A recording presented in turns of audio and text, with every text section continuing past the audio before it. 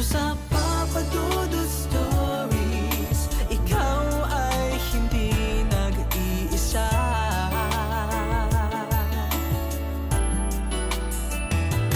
Dito sa Papa Dudut Stories, may nagmamahal sa'yo. Papa Dudut Stories, Papa Dudut Stories. Dear Papa Dudut, sa lahat po ng mga nakatutok ngayon, huwag kalimutan na mag-like, mag-share at mag-subscribe. Kumusta kayong lahat? Ako po si Maria Electra Bustos.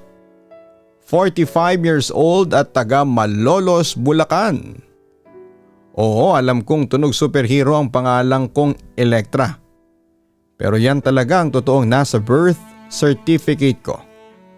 Anyway, tunog superhero man ang aking pangalan pero punong-puno naman ng pagsubok at kasawian sa pag-ibig ang aking buhay. Papadudot, lumaki ako sa isang pamilyang mahigpit. Mahigpit sa salita, mahigpit sa gawa. May panuntunan silang itinuro. Bawal ito, bawal yan, sundin ang mga payo, huwag lilihis ng landas. Noon ay galit ako sa ganong pamamalakad. Pakiramdam ko ay kinukulong ako. Hindi ko alam na yon pala ang paraan nila para ako'y maprotektahan. Dumating sa buhay ko ang isang lalaking agad kong minahal. Siya si Roderigo Tanco. Totoo niyang pangalan yan. Nang mga panahong marupok pa ako, patay na patay ako sa kanya. Para siyang kakaiba kumpara sa lahat ng mga nakilala ko. Masayahin talaga at tila ba alam kung paanong pasayahin ang pusong naghahanap ng kalayaan. Siyang naging dahilan kung bakit ako lumaban sa bawal ng pamilya. Siyang dahilan kung bakit ako sumaway. Noong unay parang lahat ay tama. Parang lahat ng ginagawa ko ay may saysay. Dahil yon ang paraan para mapatunayan kong mahal ko siya. Sinabi ko sa sarili ko, kahit na anong mangyari, kahit ayaw ng pamilya ko, si Roderigo ang pipiliin ko. Kaya sinugal ko ang lahat, pati tiwala ng aking magulang. Minsan ay iniiyakan ko ang bawat sermon ng pamilya. Sinasabi nila na, anak, mag-isip ka nga. Hindi lahat ng tao ay tapat. Hindi lahat ng tao ay tunay na nagmamahal. Bakit? Ano ba ang akala ninyo kay Roderigo? Hindi tapat? Balik ko sa kanila. Gusto ko kasing malaman noon kung bakit ayaw nila doon sa lalaki. Kahit wala pa itong ginagawang masama sa akin o sa kanila. Nararamdaman namin, anak. Ramdam naming sasaktan ka lang niya. Sagot ni mama sa akin. Puro kayo ramdam? Paano kung sabihin ko sa inyo na mali kayo ng nararamdaman? Yan kasi ang hirap sa inyo, mapanghusga kayo. Ang sabi ko ulit sa mga magulang ko. Electra, yan bang tinuro sa iyong ng lalaking yan? Ang sumagot at maging lapastanganan sa amin? Galit na wika ni Papa. Hindi pa. Pero kayo, tinuruan ninyo akong maging mapanghusgang tao tulad ninyo. Sorry pero hindi ako katulad ninyo. Pabalangkong sagot sa mga magulang ko na naging dahilan para masampal ako noon ng aking ama. Pilit talaga nila akong pinapahiwalay noon kay Roderigo Tanco. Pero nagmatigas ako. Nagrebelde ako at kahit nagbanta sina mama at papa, naitatakwil nila ako kapag pinagpatuloy ko ang pag-iibigan namin ni Roderigo. ay hindi ako natakot sa kanila. Papa Dudut, pinikit ko ang aking mga mata at pinakinggan lamang ang tibok ng puso ko. Ang alam ko lang ay mahal ko siya. Gusto kong patunayan yon. Kaya isang araw ay ibinigay ko ang buong tiwala ko. Binigay ko ang sarili ko kay Roderigo at iniisip na sa ganong paraan ay mapapatunayan kong totoo ang pagmamahal ko. Hindi ako nag-isip kung ano ang kapalit. Hindi ako natakot sa kahihinatnan. Ang nasa isipan ko lamang ay, kung mahal mo, ibibigay mo ang lahat. Pero mali pala ako, Papa Dudut. Unti-unting nagbago ang lahat. Ang dating mga yakap at halik ay napalitan ng sigaw at galit. Ang mga salitang dati kay tamis pakinggan ay naging mura at panlalait na. Ang mga kamay na dati pinapaniwalaan kong magtatanggol sa akin ay siya ring naging dahilan ng mga pasa at sugat ko. Hindi ko alam kung saan ako nagkulang. Hindi ko alam kung ano ang mali ang nagawa ko. Basta isang araw ay imbis na ako'y alagaan, sinaktan niya ako. Hindi lang sa salita kundi pati na rin sa katawan. Ang sakit. Hindi ko akalaing darating ako sa puntong umiiyak at nagtatanong, ganito ba ang kapalit ng pagmamahal? Pinili ko siya laban sa pamilya ko. Sinakripisyo ko ang tiwala ng lahat para sa kanya. Pero heto ko ngayon sugatan, wasak at halos hindi makilala ang sarili. Lagi kong iniisip na kung nakinig lang ako sa pamilya ko ay baka hindi ako aabot sa ganito. Baka ligtas pa sana ako. Ang pinakamasakit ay tuwing nakikita ko ang mga mata ng mga magulang ko ay pakaramdam ko ay puno yun ng tanong na hindi ko kayang sagutin. Puno ng lungkot na hindi ko mabura. Nahihiya akong humarap at nahihiya akong umamin na mali ako. Dahil sa maling pag-ibig, pinili kong sumaway at ngayon ay ako ang nagdurusa. Samantala umabot din ako ng sukdulan at nagpa siya akong hiwalayan na si Roderigo. Nahihiyaman ako noon sa aking mga magulang pero lumapit pa rin ako sa kanila noon at humingi ng tawad. At yun nga, Papa Dudut, pinatunayan nila Mama at Papa na kahit naging masama akong anak sa kanila ay minabuti pa rin nilang patawarin ako. Papa Dudut, unti-unti akong bumangon. Hindi madali. Araw-araw ay dala ko ang sakit at alaala ng mga nangyari. Pero araw-araw ay sinisikap ko ring patawarin ang sarili ko. Sinisikap kong bumalik sa piling ng pamilya at humingi ng kapatawaran. Dahil sa huli, sila pa rin ang tunay na nagmamahal sa akin. Samantalang buong akala ko noon ay may natutunan na ako sa buhay pagkatapos ng pakikipagrelasyon ko kay Roderigo Tanco. Pero may dumating na lalaki ulit sa buhay ko, si Miguelito Canizares. Isa siyang masugid kong manliligaw. Pero hindi ko siya pinapansin dahil may takot pa rin sa puso ko na baka saktan din ako ni Miguelito. Tulad ng pananakit sa akin ni Roderigo. Pero Papa Dudut, naging masugid talaga si Miguelito sa panliligaw sa akin. Pero hindi siya nagmamadali, binigyan niya ako ng time para ma-develop sa kanya. At habang naghihintay siya sa desisyon ko ay naging magkaibigan muna kami. Doon ay nakita ko kay Miguelito na sincero siya sa akin. Ramdam ko ang pagpapahalaga niya at tinuring niya akong prioridad sa kanyang buhay. Pero hindi ko pa rin siya sinagot noon. Kumbaga'y hindi ko pa rin ibinaba ang aking bandera sa kanya. Ayaw ko naman kasing dalos ng desisyon. Sa kabilang banda, isang linggo bago ang karawan ni Miguelito ay inaya niya akong magbakasyon kami sa isang resort na pag-aari daw ng ninong niya.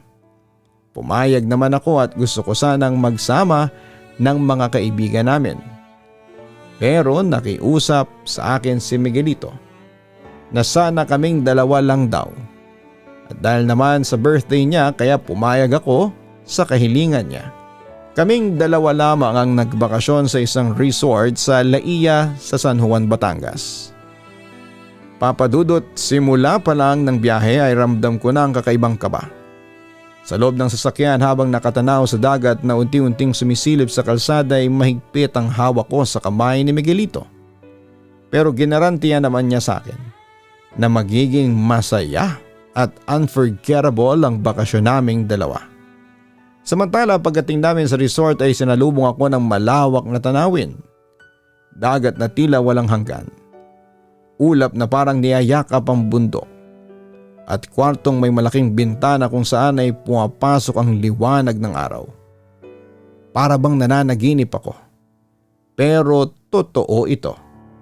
Nasa tabi ko siya nakangiti at sabay kaming huminga ng ginhawa.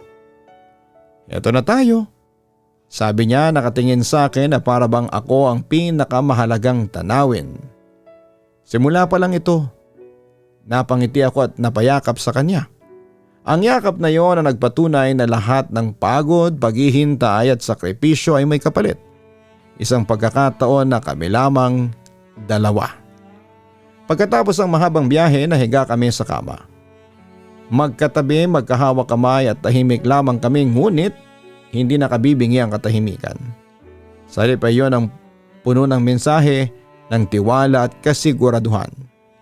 Nakatingin ako sa ulap sa labas habang iniisip na sana'y hindi na matapos ang araw na yon na kasama siya. Ngunit sa bawat minutong nararamdaman ko ang init na dahan-dahang bumabalot sa amin. Nang matagpuan ko ang aming mga mata na tila ba may lihim na sinasabi. Unti-unti kaming naglapit at sa unang halik ay nagtagpo ang aming mga labi. Nawala lahat ng alinlangan. Sa halik na yun ay muli kaming naging buo. Hindi yun simpleng halik lang ha. Ang bawat dampi ng kanyang labi ay parang pangakong hindi niya ako iiwanan. Ang kanyang mga kamay ay dahan-dahang humaplos sa aking pisngi. Pababa sa aking kamay.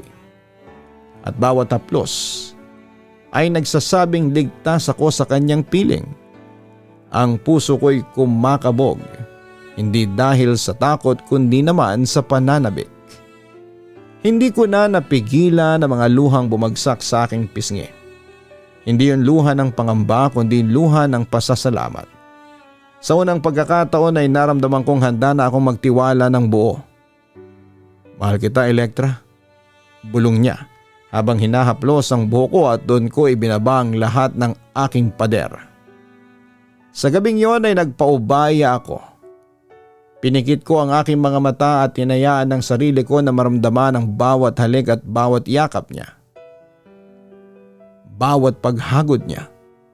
Hindi na salita ang aming wika, kundi damdamin. Sa gitna ng katahimikan ng resort, kami lang ang saksi sa aming pagmamahalan. At sa gabing yon ay ibinigay ko ang aking pagkababae at hindi ko ito makakalimutan. Oo, hindi na ako virgin dahil naibigay ko na ito dati kay Rodrigo, pero hindi mahalaga yon kay Miguelito. Tanggap niya ang nakaraan ko. Alam kong hindi ko pinagsisihan dahil yon ang tunay kong kagustuhan. Matapos ang saglit ng init, nakahiga kami. Hingal ngunit nakangiti. Ramdam ko pa rin ang init ng kanyang dibdib sa aking pisngi habang paulit-ulit niyang binubulong. Hindi kita bibitawan, Elektra. Pinikit ko ang aking mga mata at sa unang pagkakataon ay naramdaman kong wala akong kailangang katakutan. At nung araw ding yon, Papa Dudut, tinanggap ko na si Miguelito bilang boyfriend ko. Tuwang-tuwa naman siya at ang sabi niya sa akin ay eto na raw ang pinakamagandang regalong natanggap niya sa kaarawan niya. Pagkatapos noon ay natulog kaming may ngiti sa aming mga labi. Nang sumapit ang umaga ay nagising akong siya pa rin ang katabi ko. Hawak niya ang aking kamay at sa kanyang mga mata ay nakita ko ang pangakong totoo. Good morning, sabi niya sabay ngiti at ako na natulala sa saya ay hindi na makapagsalita kundi ngumiti na lamang pabalik. Tumayo kami at sabay na lumapit sa bintana. Tanaw namin ang dagat na kumikislap sa ilalim ng araw. Parang tayo, sabi niya. Minsan maalon, minsan kalmado. Pero kahit ano pa, hindi mawawala ang dagat. tulad ng pagmamahal ko sa iyo. Naluha ako ngunit ito'y luha ng tuwa. Bago kami buwaba para mag-agahan ay hinila niya ako pabalik sa kama. Bago magsimula ang araw ay hayaan mong ipaalala ko kung gaano kita kamahal. Napatawa ako ngunit natunaw din sa kanyang mga halik. Sa araw na yon ay hindi ko na inisip ang takot, kundi ang kasiguraduhang mahal niya ako. At sa ikalawang pagkakataon ay muli kaming nagsanib. Hindi na bilang mga taong nag-aalinlangan kundi bilang dalawang pusong nagdesisyon. Ang bawat halik at hagod haplos ay puno ng panata at sa sandaling yon ay alam kong hindi na kami babalik pa sa dati. Nakahiga kaming magkasama, nakatanaw sa kisame, nagtatawanan sa simpleng biro. Kung ganito palagi baka hindi na tayo bumalik pa sa syudad, biro ko. Kung gusto mo dito na tayo magsimula ng bagong buhay, sagot niya. At kahit biro yon, may katotohanang sumilip sa kanyang mga mata. Habang pinagmamasdan ko ang dagat ay naisip ko kung gaano kabilis nagbago ang lahat. Kagabi isa akong batang puno ng alinlangan, ngayon ay isa na akong babae na piniling magmahal ng buo at magtiwala. At sa puso ko ay alam kong ito'y hindi isang pagkakamali. Lumapit siya, hinalikan ang aking noo at bumulong. Ikaw ang tahanan ko. Pinikit ko ang aking mga mata at sinagot na ikaw ang mundo ko. Sa pagitan ng aming mga mata ay naramdaman ko na kahit na anong bagyo ang dumating ay kakayanin namin dahil mahal namin ang isa't isa. At doon nagtapos ang gabi ngunit nagsimula ang panibagong kabanata ng aming buhay. Sa tanawin ng dagat at liwanag ng araw, natagpuan ko ang sarili kong mas buo at mas handa. Sapagkat ang pag-ibig na ibinigay ko kagabi ay nagbunga ng panibagong simula na hindi kailanman mawawala. Lumipas naman ang 6 na buwan simula na maging kami ay nag-decide na kaming magpakasal. Approve naman ito ng mga magulang ko, katunayan ay gusto talaga nila si Miguelito para sa akin. At ganoon din ako sa side ng boyfriend ko. Sa madaling sabi wala namang kaming naging problema dahil tanggap ng mga mahal namin sa buhay ang pagmamahala namin ni Miguelito. Hindi naging madali ang preparasyon sa aming kasal. Mula sa maliit naming ipon, sa tulong ng kanya-kanya naming mga magulang ay natuloy din ang pangarap naming seremonya. Nakatitig ako noon sa kanya habang si Miguelito ay nakasuot ng itim na Amerikana. Napakagwapo at disente. Sa harapan ng altar habang hawak niya ang aking mga kamay ay ipinangako niyang mamahalin niya ako habang buhay. Walang araw noon na hindi ako ngumingiti. Sa isipan ko ay natagpuan ko na ang aking forever. That time ay proud na proud akong tawagin bilang Mrs. Canizares. Ngunit papadudot hindi pala ganun kasimple ang lahat. Makalipas lamang ang 3 buwan mula nang kami ikasal ay nagsimula akong makapansin ang mga pagbabago. Madalas siyang umuuwi ng gabi dahilan daw ay overtime sa trabaho. May mga pagkakataon na nakasilent ang cellphone niya at kapag tinatanong ko ay lagi niyang sinasabi na wala lang, pagod lang siya. Bilang asawa ay sinubukan kong magtiwala dahil yun naman ang nararapat. Ngunit habang tumatagal, mas lalo akong kinukurot ng hinala. Isang gabi habang ako'y nakahiga sa aming kama, may biglang pumasok na mensahe sa kanyang cellphone na naiwan sa mesa. Hindi ko sana titingnan ngunit ramdam kong may kakaiba. Nakita ko ang pangalan ng isang babae at nakasulat doon na ingat ka love, see you bukas, same place. Para akong binuhusan ng malamig na tubig. Nanginginig ang aking kamay habang hawak ang kanyang telepono.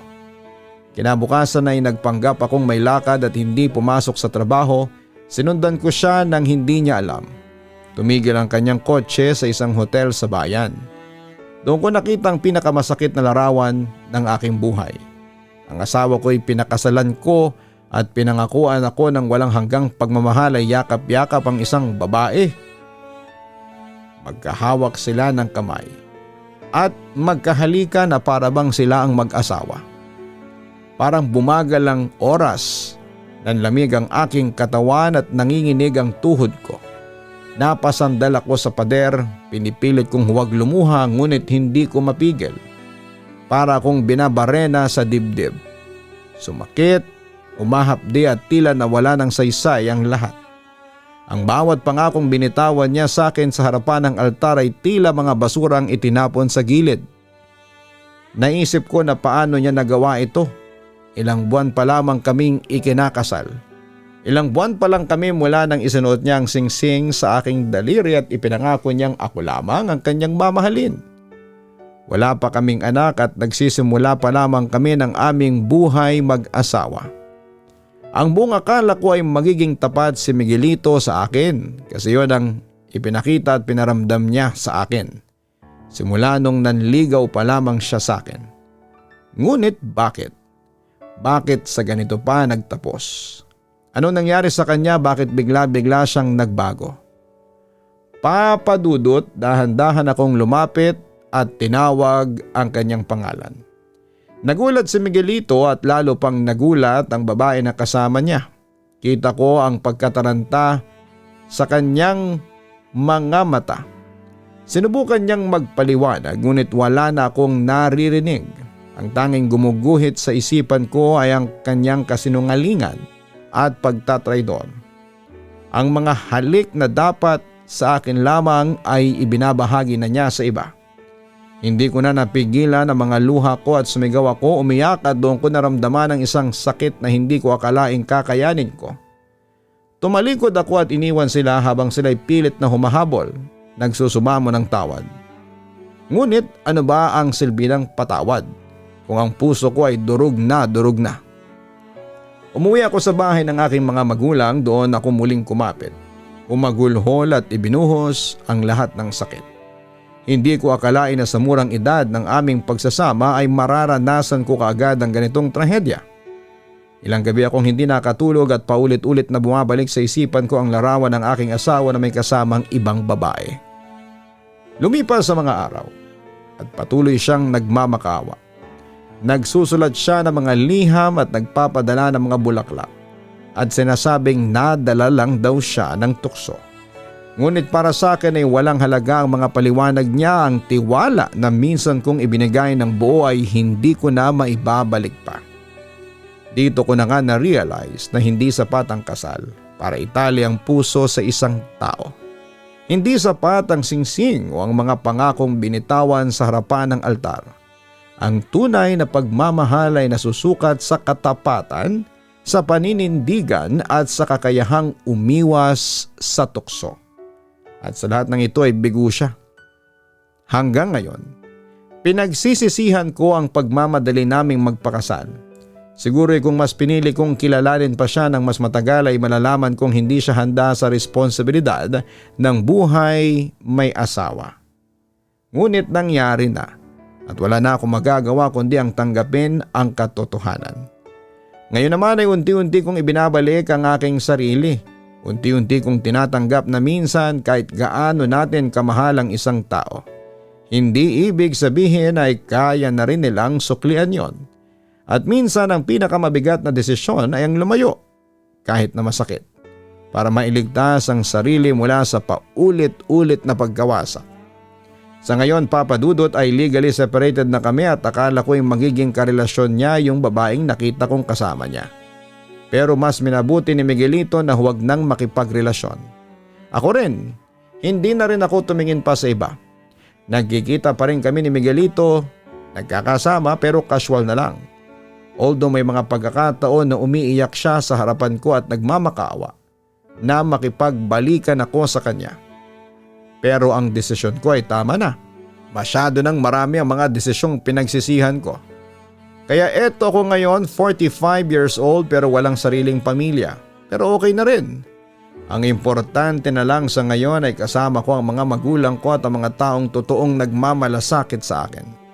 Mga kaibigan, kung may papayo man ako, ito ay ang huwag ibigay lahat ng tiwala nang hindi iniingatan ng sarili. Mahalaga ang pagmamahal. Ngunit higit na mahalaga ang katapatan at ang pagrespeto. Dahil walang saysay ang kasal kung ang puso ay nakalaan na pala para sa iba. At yun ang pinakamapait na aral na natutunan ko na ang pag-ibig kung hindi iingatan ay maaaring maging isang sugat na habang buhay na mag-iiwan ng peklat sa ating mga puso. Kaya sa lahat ng mga nakakarinig ng aking kwento, sana'y maging aral po ito. Huwag sana kayong matulad sa akin na nagpadala sa bugso ng damdamin. Nagpadalos-dalos ng desisyon at nauwi lang sa sakit. Hanggang dito na lamang po ang aking kwento, Papa Dudut. Maraming salamat, magandang araw sa inyong lahat. Lubos na gumagalang, Electra. Maraming salamat, Electra, sa pagbabahagi mo sa amin ang iyong totoong kwento ng buhay.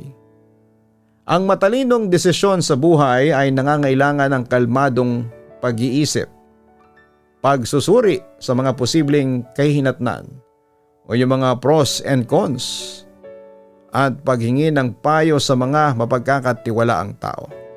Iwasan ang pabigla-biglang desisyon, lalo na kung emosyonal, at unahin ang panalangin o pag-unawa sa iyong mga prinsipyo upang matiyak na ito ay makabubuti sa katagalan. Narito ang ilang mahalagang payo. Unay, bago gumawa ng isang desisyon ay siguraduhin na ang iyong isipan ay kalmado. Huwag gumawa ng malalaking desisyon kapag galit, malungkot o stress. Mas malinaw ang pagpapasya kapag payapa ang damdamin, at huwag ding mahihiyang humingi ng payo sa mga taong mas may karanasan o mapagkakatiwalaan. At isipin ang pangmatagalang epekto ng iyong desisyon. Matuto rin kayong balansehin ang emosyon at lohika. Timbangin ang nararamdaman at ang katotohanan ng sitwasyon. Palagi rin isaalang-alang na ang mga desisyon ay dapat nagpapabuti sa inyong kalusugan at naaayon sa mga moral na prinsipyo. Tandaan, ang bawat desisyon ay may kakayahang baguhin ang takbo ng buhay. Kaya mahalagang pag-isipan ito ng mabuti.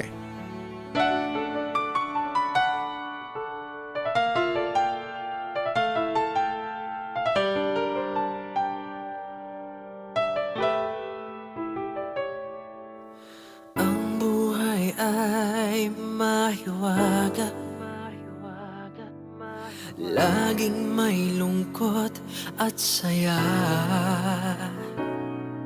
Sa Papa Dudut Stories, laging may karamay ka.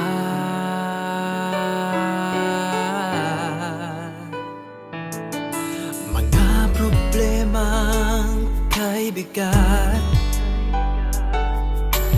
dito ay pakikinggan ka.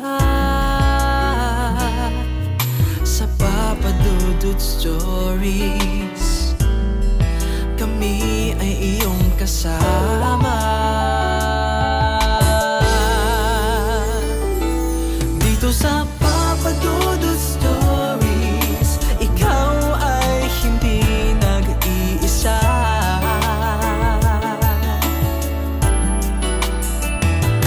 Dito sa Papa Dudut Stories, may nagmamahal sa'yo. Papa Dudut Stories, Papa Dudut Stories, Papa Dudut Stories.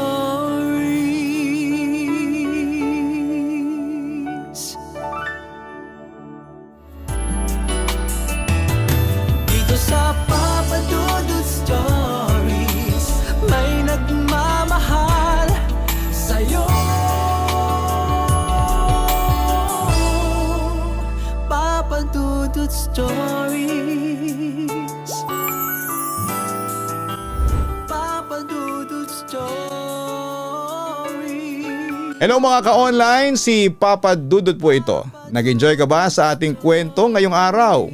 Huwag kalimutan na i-share, mag-like at mag-subscribe. Maraming salamat po.